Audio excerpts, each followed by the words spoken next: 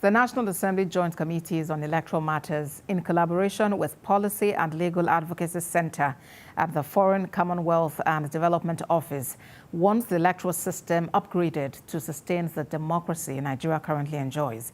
They made this position at a retreat to appraise the 2023 electoral process and determine actions toward improving and reforming the 2022 Electoral Act. Correspondent Ademola Lawrence reports. When former President Muhammadu Buhari signed the Electoral Act into law on February 2022, many Nigerians were hopeful elections would be hitch-free. But the just concluded 2023 general elections and the off-cycle election in Kogi, Imo, and Bayelsa State produced another dimension into the electioneering process.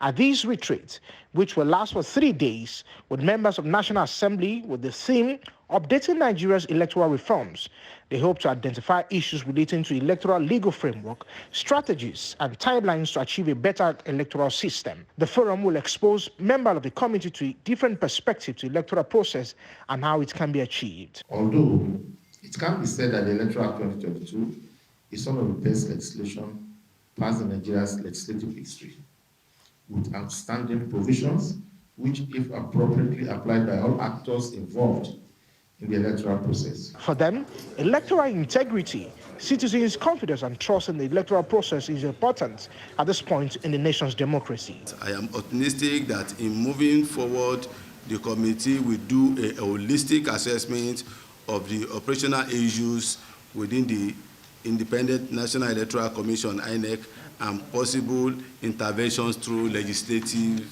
instruments. We see this partnership as very fundamental to Nigeria's democratic progress and the entrenchment of good governance in Nigeria. Human rights activist, Executive Director of Policy and Legal Advocates, made some recommendations to strengthen the process. To have an electoral offences commission, because the level of impunity is unacceptable. What happened in those 3 states, in Bayelsa, Kogi, and Imo, last Saturday, has eroded further confidence. NEC needs to be cleaned out so that we do have an election body that is non-partisan. Political parties need to be able to come to understand that elections are not a joke. For many here, the objective of this retreat is to ensure good governance through the ballots.